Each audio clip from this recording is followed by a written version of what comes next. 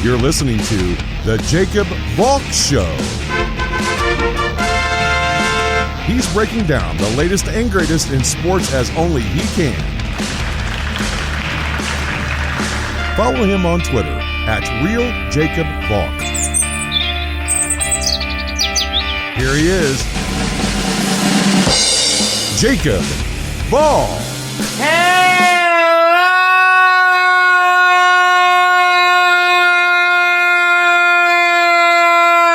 sports fans. Welcome to another edition of the Jacob Valk Show. I am Jacob Valk, and there are some moments in life where you'll always remember where you were when they happened. The East Coast blackout in, I think, 2003.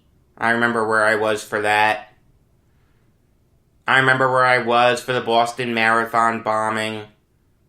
I remember where I was when I learned that the NBA was going to pause its season because of the coronavirus. I remember where I was when Kobe Bryant died.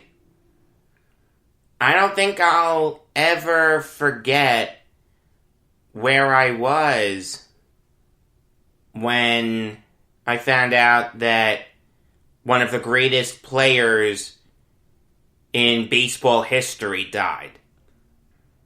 That, of course, is Hank Aaron, who died today at the age of 86. I was getting out of bed, checking Twitter to see if anything had happened in the sports world between when I hit the pillow and when I woke up. Because, I had a plan of how I was going to do this show. I'm going to start with the 2 conference championship games, and then talk about how some teams are filling out their staffs. When I found out Hank Aaron had died, all of that went out the window. You need to start with the death of Hammer and Hank. The day after Kobe Bryant died, I eulogized him on this show. And I said to attempt to use an adjective to describe him would be doing him a disservice. That's true for Kobe, and it's true for Hank Aaron. He wasn't just great. He wasn't just excellent. He wasn't just fantastic. Even a word like transcendent doesn't feel like it's enough. This guy is without question one of the best players to ever pick up a baseball. He's affiliated with 2 of the most well-known numbers in baseball history, 755 and 2,297.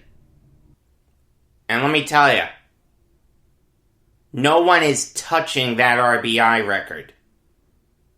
The only guy who has a chance at it is Albert Pujols. He would need to get 200 RBIs from now until when he retires.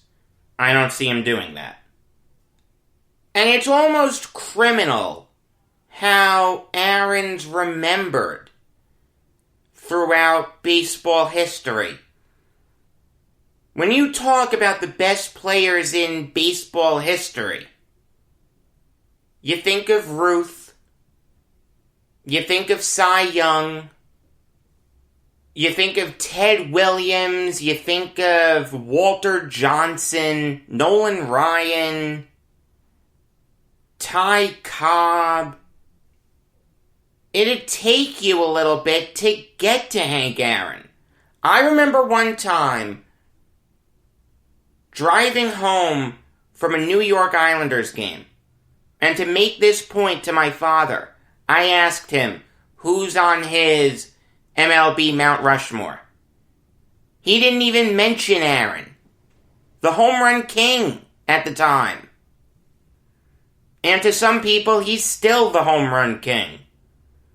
I'm not going to get into that argument. That's a big can of worms. But I respect why people think that. Aaron handled himself with such class, such civility, a gentleman in every sense of the word. And here's Barry Bonds. A guy who may or may not have used steroids. At the end of the day, we'll never know for sure. You're allowed to think he did. That's why he's had to wait this long to get into the Baseball Hall of Fame. But more than anything, Bonds wasn't the easiest guy to get along with. Had a contentious relationship with a lot of people. I've yet to hear a bad story about Hank Aaron. I mean, here's a guy who, on an ESPN show called Who's Number One, when they went through the 20 most underrated players in sports history, was on the list. I don't remember where he was. He wasn't number one. One was Musial. But Aaron was on the list. You know what? They were right to put him there. Jackie Robinson is universally admired for how he dealt with all the racism that he had to endure, breaking Major League Baseball's color barrier. Hank Aaron should get the same accolades. Because here's a guy who, when he was closing in on Ruth's record, received vicious hate, even death threats, all because a black man was about to break a white man's home run record. It's absolutely sickening. Aaron's first professional contract was with the Indianapolis Clowns of the Negro American League. And while he was working his way to get to the Milwaukee Braves, Aaron had to undergo vicious instances of racism. He told a story once of how in a Washington, D.C. restaurant, after eating there, they destroyed all the plates that the clowns had used. They didn't want white people using the same plates that black people had used. When the Braves signed him and he played for their minor league team, the Jacksonville Braves, Jim Crow was still the law of the land. Aaron was segregated from his teammates. But he pushed through all of it. And in 1954, he played his first season in the majors. He had .280 with 13 homers and 69 RBIs. I didn't know this, so thank you, Wikipedia. The man who gave up Aaron's first major league hit and home run former Yankee, Vic Raschi. That's a good trivia question right there. Now, usually, when I do these eulogies, I like to go year by year. The thing is, I can't do that with Aaron.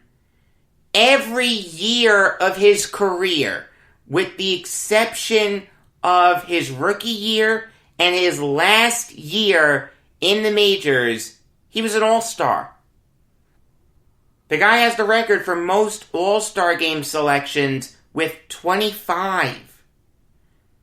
No one is touching that. Even if I just limited it to years where he had bold type, we're going to be here until opening day. This guy had, without question, one of the most accomplished careers in baseball history. In 1957, Aaron won his only MVP. He hit .322 with 44 homers and 132 RBIs. The home runs and RBIs led all of baseball. And he helped the Braves defeat the New York Yankees in 7 games in the World Series that year. Aaron was by far and away the Braves' best hitter in that series. He hit .393 with 3 home runs and 7 RBIs. If it wasn't for Lou Burdette throwing 3 complete games, Aaron would have been World Series MVP. The year after that, the Yankees and Braves met again in the World Series. Aaron hit .333 with 2 RBIs. But this time the Yankees were able to come out on top in 7 games. And that's it for World Series appearances for Aaron. People forget this. For a lot of Aaron's career, the Braves were really bad. They were towards the bottom of the league.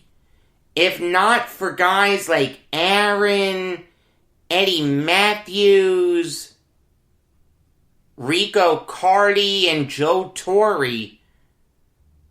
the Braves would have been in the doldrums of the league. They had really good lineups, they just didn't have the pitching to adequately back it up. It feels wrong to jump around as much as I'm going to, but again, if I don't, we're going to be here forever, so I kind of have to. I feel bad about it, I really do, but I have no choice. In 1963, Aaron came very close to winning the Triple Crown. He led the National League in home runs with 44. He led all of Major League Baseball in RBIs with 130. And his batting average was .319. You'd think that would get him the batting title. It didn't. Tommy Davis for the Dodgers hit .326 that year. Now I'm going to give you some great trivia questions. You'll be able to win some bar bets with these. On July 14th, 1968, he hit his 500th home run off Mike McCormick. And how's this for symmetry? On July 14th, 1967, Eddie Matthews hit his 500th home run as a member of the Houston Astros. The two of them are linked together in baseball history for time immemorial. As teammates, they'd hit 863 home runs together. That is a record that no one will break. Another record that probably won't ever be broken. I can't say it's impossible that this will be broken, because I could see it at some point, given how genetics work. Hank Aaron and his little brother Tommy have the record for most home runs in a career by two brothers. Hank Aaron, obviously, 755 home runs. Tommy Aaron, 13 home runs. You add those two numbers, you get 768. On May 17th, 1970, in the second game of a doubleheader in Cincinnati, Hank Aaron got his 3,000th hit off Wayne Simpson. On April 27th, 1971, in a game against the Giants, Hank Aaron hit his 600th home run off Gaylord Perry. But now on to the big one. Breaking Ruth's record. At the end of the 1973 season, Aaron had 713 home runs, one behind Ruth. Like I said, Aaron received a ton of death threats. I did not know this. Again, thank you, Wikipedia. Louis Grizzard was the sports editor for the Atlanta Journal during the 1973-74 offseason. He received phone calls from people who were upset that Atlanta Journal writers were praising Aaron for being this close to breaking Ruth's record. They were called N-word lovers. In fact, Grizzard instructed one of his writers to write Aaron's obituary in the offseason because he was afraid that Hank Aaron might be murdered before he had a chance to break that record. And Aaron was afraid of that too. Make no mistake about it. He was aware of this viciousness that was being unleashed. But through it all, he kept a poker face. His first swing of the 1974 season came against Jack Billingham of the Cincinnati Reds. So he tied Ruth's record. 4 days later, on April 8th, with Eddie Matthews as his manager, in front of 53,775 people that wanted to see history and wanted to be there for Braves opening day, Aaron hit a home run off Al Downing that went into the Braves bullpen in left center field. This is one of my favorite trivia questions. No one gets this. If you could, visualize the clip of Aaron hitting his 715th home run. Milo Hamilton saying, "It's gone, it's 7:15, there's a new home run champion, it's Henry Aaron." Get that image in your head. Do you see the Dodgers left fielder nearly going over the wall to try to catch that ball? If you don't, then look it up. I'm sure it's on YouTube. Do you know who that left fielder was? Bill Buckner.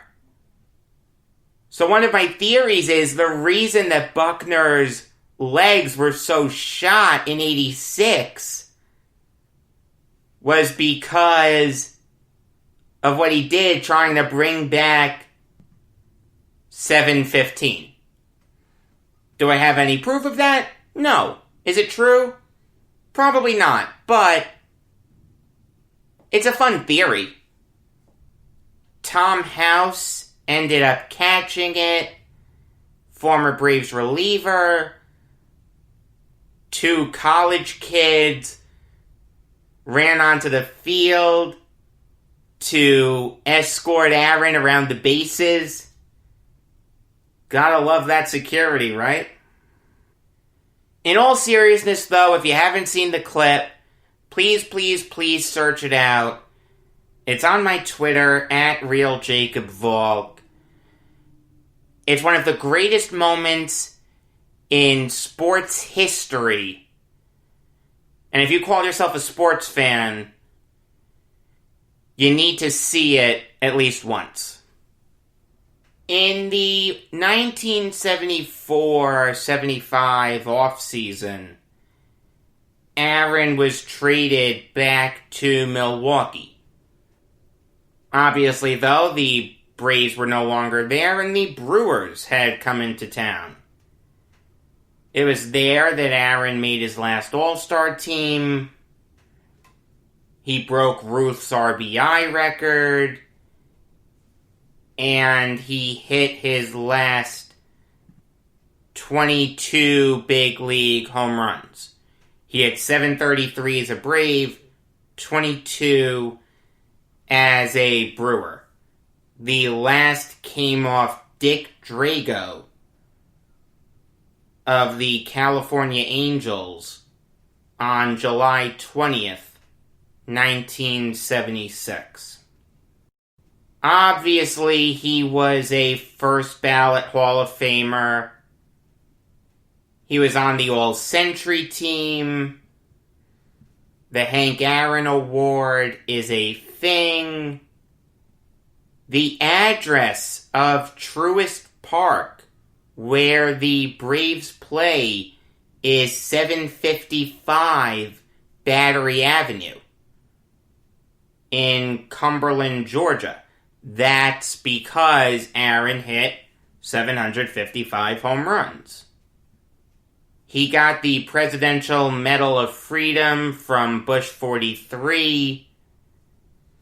And like I said, just a gem of a guy. I never met him, but I've never heard anyone say a bad word about him who ever met him. This guy's on the career leaderboard of every major offensive category in baseball. Any accolade he got was incredibly deserved. In fact, he probably hasn't gotten enough. That's how dominant he was. From the bottom of my heart, may he rest in peace, and may this be the last Baseball Hall of Famer to die this year. Last year set a record with 7. We're already at 3. Lasorda, Sutton, now Aaron. I don't want to see any more Baseball Hall of Famers die. Enough is enough, please. Alright, now I'll give you some NFL Valk talk. And man alive, do I wish I started with this. but the death of Hank Aaron is more important than Buccaneers-Packers. I'm not saying Buccaneers-Packers isn't important. It obviously is. But the death of Hank Aaron is much, much, much more important. If the Buccaneers are gonna win this game, they've got to get Tom Brady going. I understand that Brady played well against Washington. It got overshadowed by Taylor Heineke. But if you look at it objectively, Brady was the better quarterback. That's not what I'm alluding to. I'm alluding to his game against the Saints, where he really didn't look great. Just took on more of a game manager role, threw for under 200 yards, completed just 18 of his 33 passes. Watching that game, I wasn't impressed with Brady. The main reason the Buccaneers won was because Drew Brees is just done as being an effective NFL quarterback. I know that's harsh, but it's the truth. And again, I'm saying that as someone who likes Drew Brees. I have nothing against him. I just want him to call it quits. He has nothing left to accomplish. He's only hurting his legacy if he goes on further. Brady needs to step up and play a great playoff game. We've seen him do it countless times with the Patriots. He's got to do it here. I understand that the Buccaneers are a little banged up. Mike Evans, Chris Godwin, and Ronald Jones are all questionable for Sunday.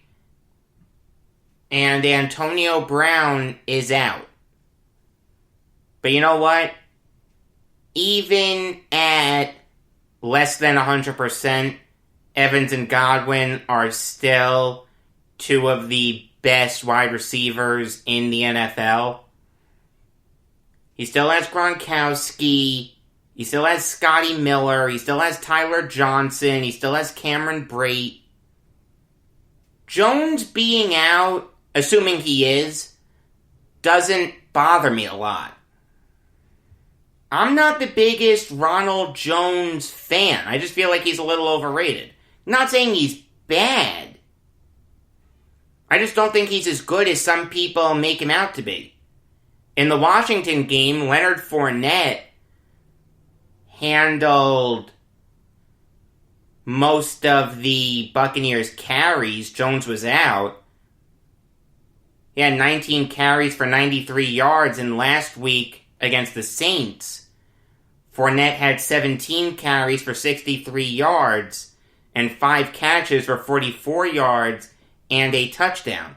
That's a better performance than Jones's 13 carries for 62 yards. So I don't think any of these injuries are really going to hold the Buccaneers back. With the Patriots, Brady made a living out of making good players look great. He's doing it with Fournette. He's doing it with Scotty Miller. He's doing it with Brate. He's doing it with Tyler Johnson.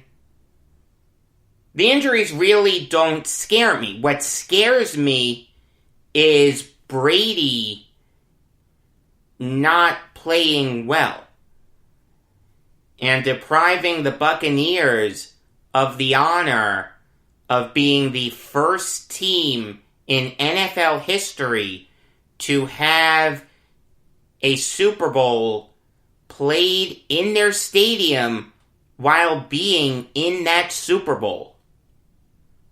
That's an interesting subplot that no one's talking about. Imagine a team hosting a Super Bowl and being in that Super Bowl and not selling out the stadium. Man, I hate the coronavirus. Also, I could get half of my Super Bowl prediction from before the season right if the Buccaneers win.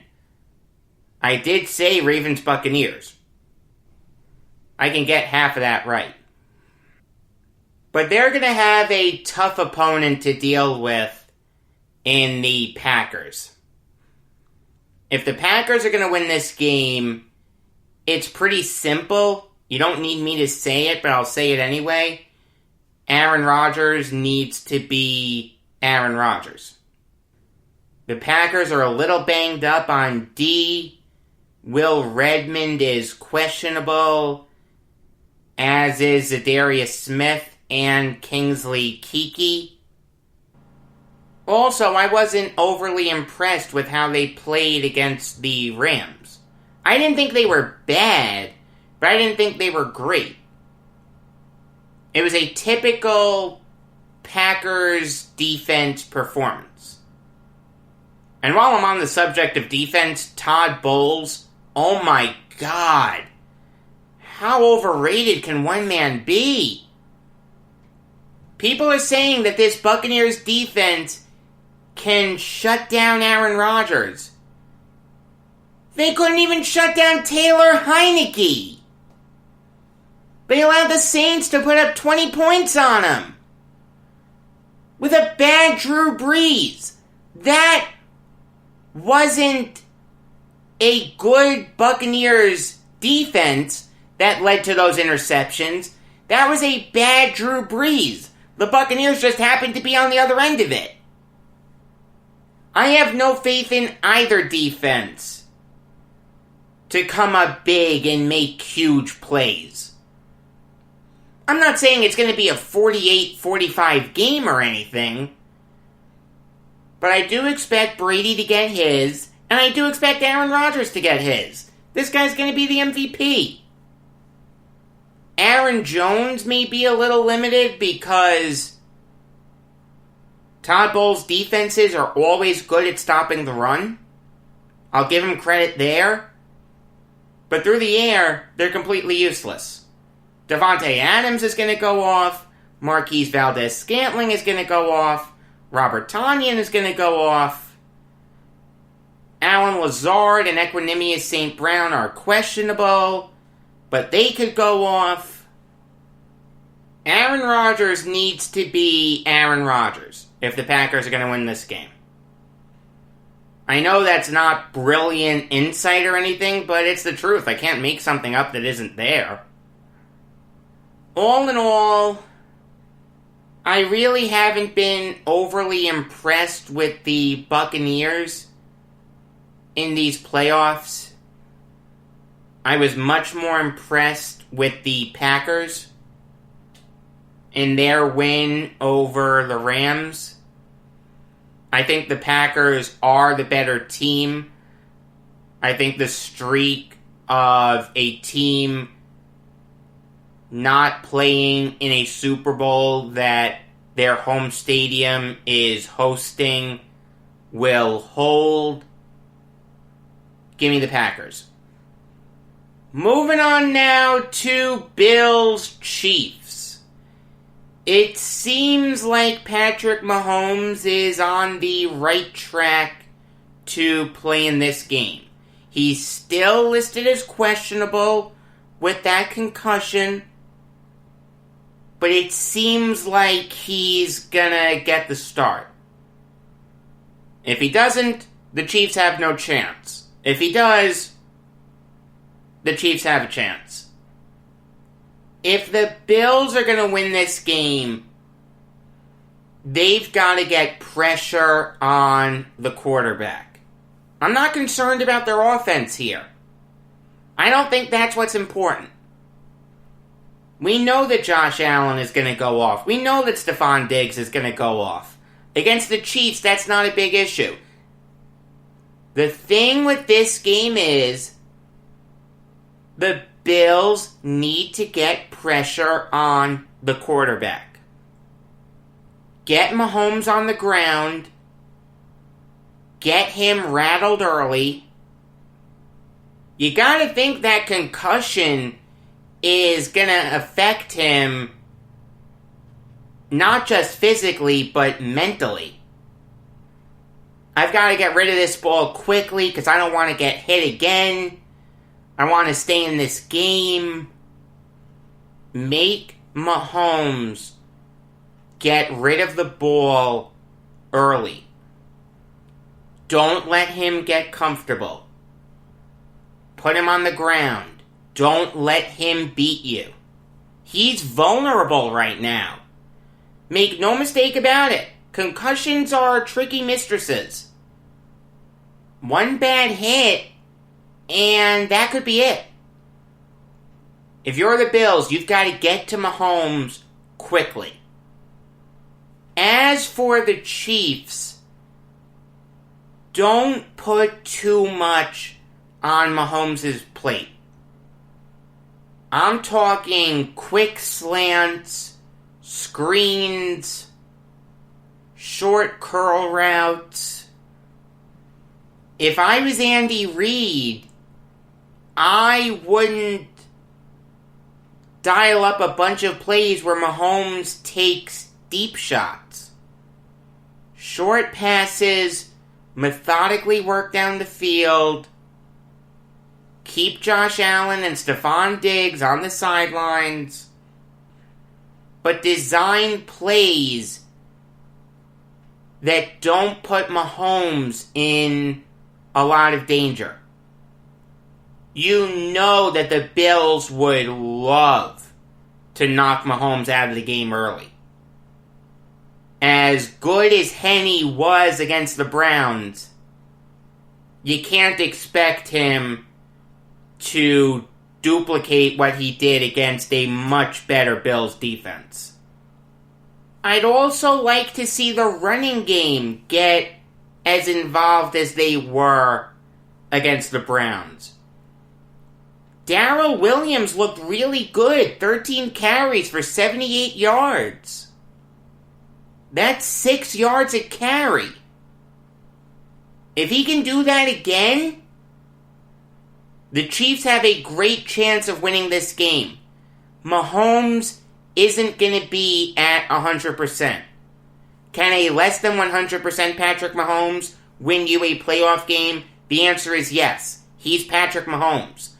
But you do need to scheme around that. Everyone else needs to step up. Williams. Edwards-Helaire, if he plays. He's questionable with an ankle injury. The offensive line really needs to step up.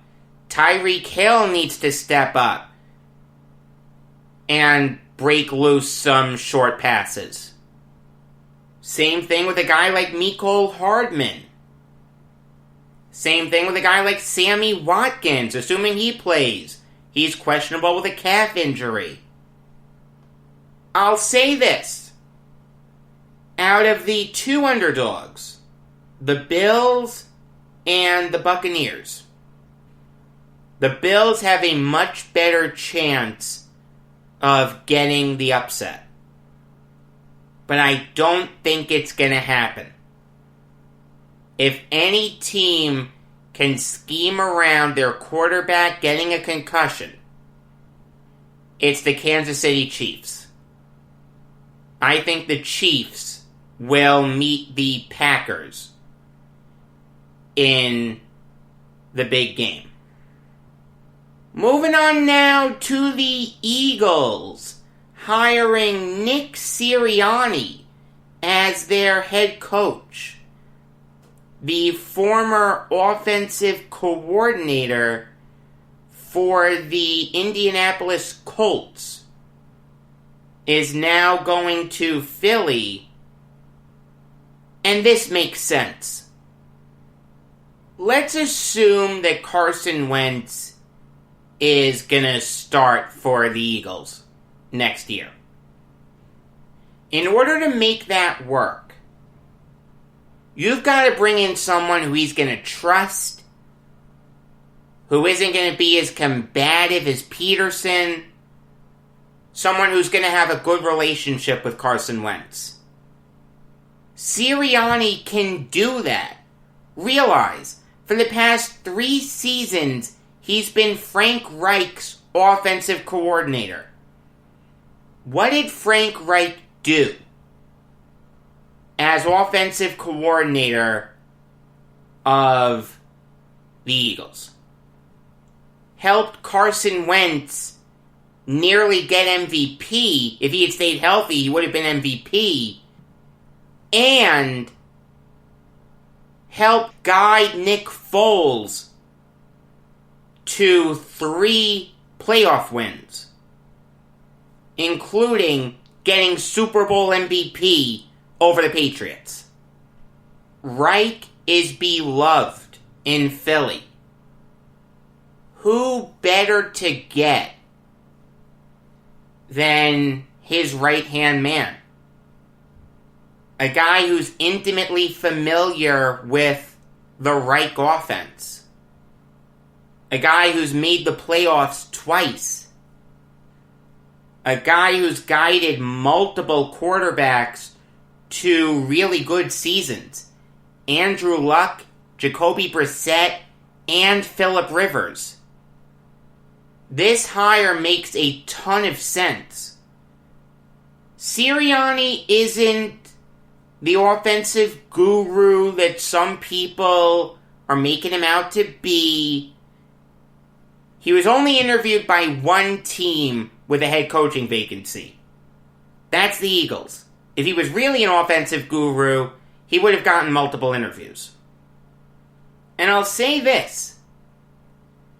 The Eagles did not do a good job with their head coaching search. Here's everyone who they interviewed. Todd Bowles. In no way, shape, or form should he be a head coach again. Joe Brady. Not ready. Gerard Mayo. No. Josh McDaniels. I actually wouldn't have minded that, but I know Eagles fans were against it. I think McDaniels has earned another opportunity, but I understand that he crashed and burned in Denver. So I don't begrudge people for being against him. I just would have given him a second opportunity. I do think he's earned that right. Robert Saleh. A little too late. He was their first interview, and you're not going to hire someone after only conducting one interview for the position. That's not going to work. And then Sirianni. There were some interesting names floated out there. Mike Kafka, Lincoln Riley, Deuce Staley. But even though the Eagles didn't do a good job conducting their search, I do think they got this hire right. I think Sirianni will do good things with the Eagles. He's not a sexy name. But if anyone can right the ship, that is Carson Wentz, it's Sirianni. Moving on now to the Washington football team, fleshing out their front office. Martin Mayhew will be their GM, and Marty Herney will be their Executive Vice President of Football/Player Personnel. Having said that, though, Ron Rivera will still lead their football operations. These are 2 really good hires for Washington. Mayhew is a smart guy. He's been an NFL executive since 2001. He didn't do a great job as Lions GM, but you know what? He did as good a job of cleaning up Matt Millen's mess as anyone possibly could. They did make the playoffs twice.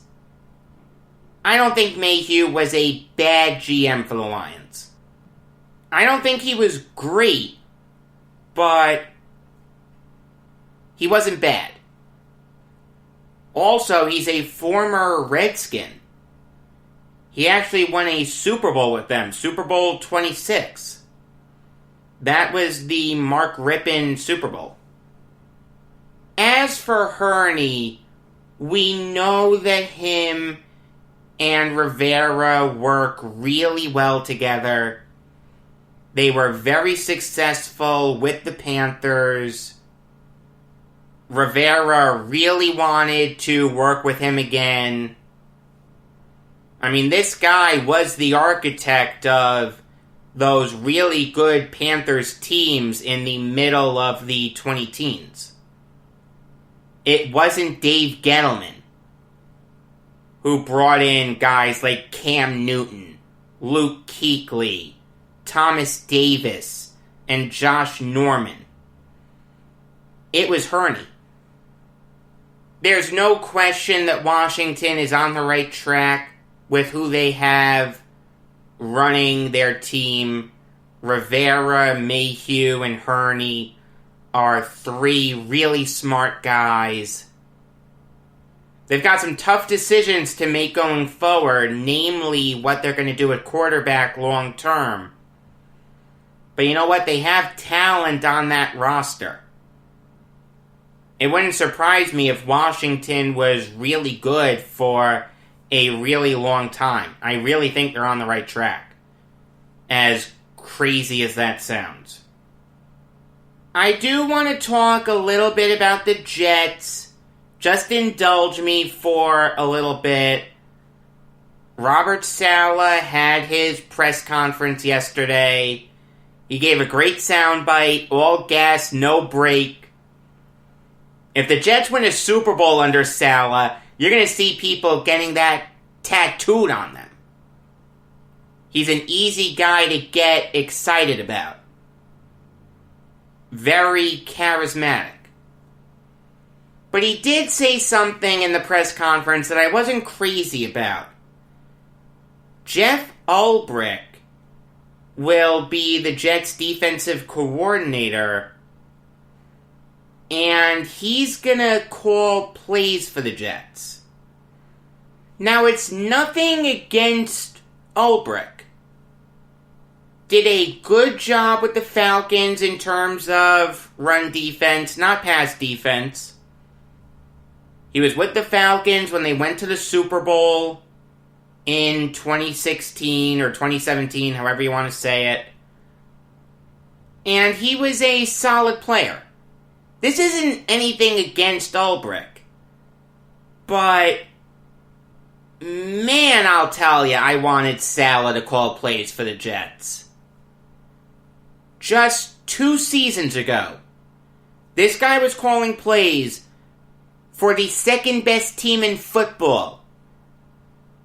The team that lost to the Chiefs in the Super Bowl. This past year, he was calling plays for a top 10 defense. Ulbrich didn't do that. I understand that the Jets wanted more of a CEO type. You want a coach who's not going to focus on just one side of the football, all 3 sides of the football, offense, defense, and special teams. I get that. And if you're calling defensive plays, it's very easy to get pigeonholed into the defensive side of the game. We saw that with Adam Gase on the offensive side. But there is a way to do both. There is a way to focus on offense and special teams while also calling defensive plays. I trust Ulbrich. He has a good head on his shoulders. But I would have preferred Saleh calling plays. He just has more success doing it than Ulbrich. And I will say this. Excluding Ulbrich, I'm not crazy about his defensive staff. Aaron Whitecotton and Nathan Ollie, I've never heard of. Chip Vaughn is a holdover from last year. Ricky Manning has been out of football since 2017. I'm sure Salah still has some contacts with the Seahawks that spoke positively about Manning, but I'm not crazy about it. Hayes Pullard makes sense. I did like him coming out of USC. He didn't do much in the NFL, but he was a solid linebacker for the Trojans. He makes sense to bring in, but everyone else, I'm not crazy about on the defensive side. The offensive side I like. Rob Calabrese has a good head on his shoulders. Taylor Embry I don't know anything about, but I can live with that. Because of the other hires on the offensive side, Miles Austin was a really good wide receiver. Ron Middleton has been in football since 1986. The Jets did get John Benton, who I really wanted. Very smart guy. Greg Knapp is a really smart guy. He's been coaching football since 1986. His offenses have usually been solid.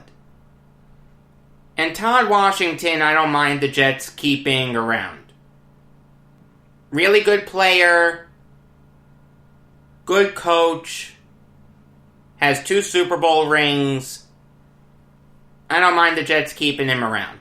Mac Brown and Billy Vandermarkt, I don't know anything about. Moving on now to the Steelers, signing Dwayne Haskins to a futures contract. And this makes perfect sense for the Steelers. They need an heir apparent to Roethlisberger. There were some people who said that the Steelers could be interested in trading for Sam Darnold. I think I said that on this show also. It would have made sense. But you know what? I gotta be honest with you. I have more faith in Haskins turning his career around than I do Darnold. Darnold has made 38 starts in the NFL. You know how many Haskins has made? 13. Almost a third of that. That's less than a full season. I understand that Haskins crashed and burned in Washington. Ron Rivera didn't like him. He wasn't putting in the work. He just thought that he was gonna automatically be great. It doesn't work like that. You've got to put the work in to be successful. And now that Haskins has been kicked in the pants, he knows that this may be his last opportunity. If the Steelers can't save him, no team is going to take a chance on him. Ben Roethlisberger is the perfect mentor for Haskins. He's had some bad moments in his career, but you know what? He's rebounded from it. And now he's a future Hall of Famer. Also, they have similar games. Roethlisberger is 6'5", 240. Haskins is 6'4", 230. Very, very similar players. Mike Tomlin has a great system in Pittsburgh. I think Haskins needs a guy like Tomlin. A guy who's not going to take a lot of nonsense. A guy with a really good structure. And a guy who's been really successful in the NFL. Tomlin's the perfect coach for Haskins. look, Haskins needs to buckle down and put the work in. He's got to be the first one in the building and the last one out of it. He has to tail Ben Roethlisberger nonstop. You've got to shadow Roethlisberger so much of your Haskins that Roethlisberger asks you to stop. And then don't stop. Keep shadowing him. I do think Haskins can turn his career around. It wouldn't surprise me if he turned into a good quarterback for Pittsburgh. He just needs to put his nose to the grindstone and work. It's just that simple.